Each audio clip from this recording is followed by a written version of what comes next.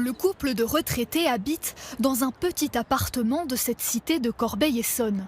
Leurs voisins l'ignoraient, mais à plus de 80 ans, ils ont accepté de cacher chez eux de la drogue pour le compte de trafiquants du quartier.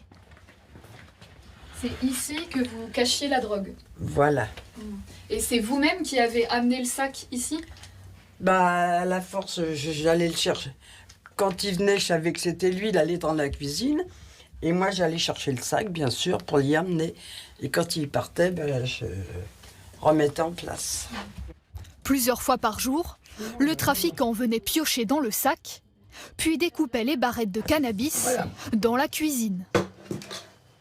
Donc c'est sur cette planche que le trafiquant découpait le cannabis. Voilà. Il venait là, il coquait ma femme, puis il coupait. Ce qu'il faisait, il ouvrait un peu la fenêtre et puis il descendait le volet un petit peu. Si les retraités acceptent d'accueillir le trafiquant, c'est qu'ils y trouvent leur intérêt. Elle est consommatrice de cannabis. Qu'est-ce qu'il vous a proposé en échange? Ah oui, c'est un petit morceau, c'est tout. Il voulait donner à ma femme des sous. Mais elle n'a jamais eu. Ils affirment n'avoir jamais touché les 100 € qu'on leur avait promis. Tous deux avaient conscience d'être dans l'illégalité, mais disent avoir été pris dans un engrenage. Je fume, d'accord, j'ai tort. Mais quand les jeunes sont venus couper et tout ça, j'ai dit non, je ne veux pas. Mais il ne sait pas dire non. Oui, comme je l'ai dit, ma beauté me perdra. Bah oui. Puis ma beauté m'a perdu.